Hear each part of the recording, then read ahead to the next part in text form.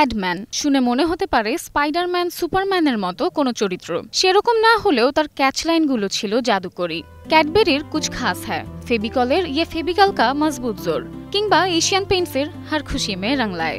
লাইনগুলো মনে আছে নিশ্চয়ই। এক একটা ক্যাচ লাইন যুগের পর যুগ ধরে এখনো জড়িয়ে আছে প্রোডাক্টের সঙ্গে, জায়গা করে নিয়েছে মানুষের মনেও।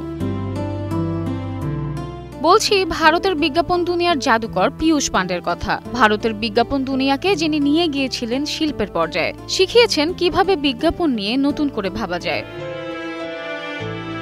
বেশ কিছুদিন শারীরিক অসুস্থতার পর 24 অক্টোবর শেষ নিঃশ্বাস ত্যাগ করেন পীয়ূষ পান্ডে। বয়স হয়েছিল 70 বছর।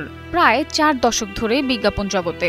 ভারতের আইকনিক বিজ্ঞাপনের স্ক্রিপ্টগুলো এই জাদুকরের হাতেই তৈরি। ভারতের বিজ্ঞাপন জগতে তাই তার নাম অ্যাডম্যান। প্রোডাক্টের ইমেজকে মানুষের মনে জায়গা করে দিয়েছে তার লেখা ক্যাচলাইন। বিজ্ঞাপনের জন্য পেয়েছিলেন পদ্মশ্রী সম্মানও। কিন্তু রাতারাতি কি ভারতের বিজ্ঞাপন জগতের আইকন হয়েছিলেন পীয়ূষ?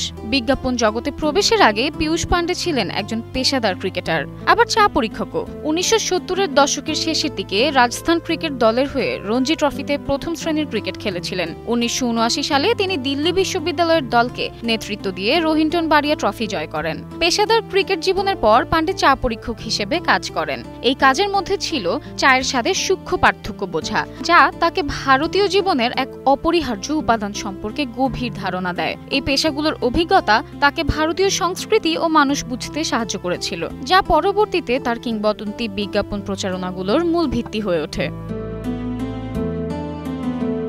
ছোটবেলা থেকেই সৃজনশীল অভিব্যক্তির প্রতি আগ্রহ দেখিয়েছিলেন পীয়ূষ। ভাই প্রসূন পান্ডের সঙ্গে রেডিও বিজ্ঞাপনের জিঙ্গেলেও কণ্ঠ দিয়েছিলেন। তার বিজ্ঞাপন জগতে যাত্রা শুরু হয় 1982 সালে মুম্বাইয়ে ওগিলভি অ্যান্ড মেথারে যোগ দেওয়ার পর। তিনি প্রথমে ক্লায়েন্ট সার্ভিসিং নির্বাহী হিসেবে কাজ শুরু করেন। এরপর সৃজনশীল দলে যোগ দেওয়ার পর সব আইকনিক কাজের মধ্যে দিয়ে ভারতের বিজ্ঞাপন শিল্পের অন্যতম প্রভাবশালী ব্যক্তিত্বে পরিণত হন অ্যাডম্যান পীয়ূষ পান্ডে।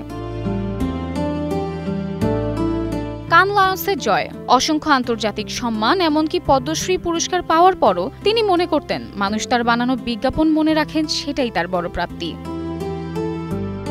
Samiha Majumdar, star news.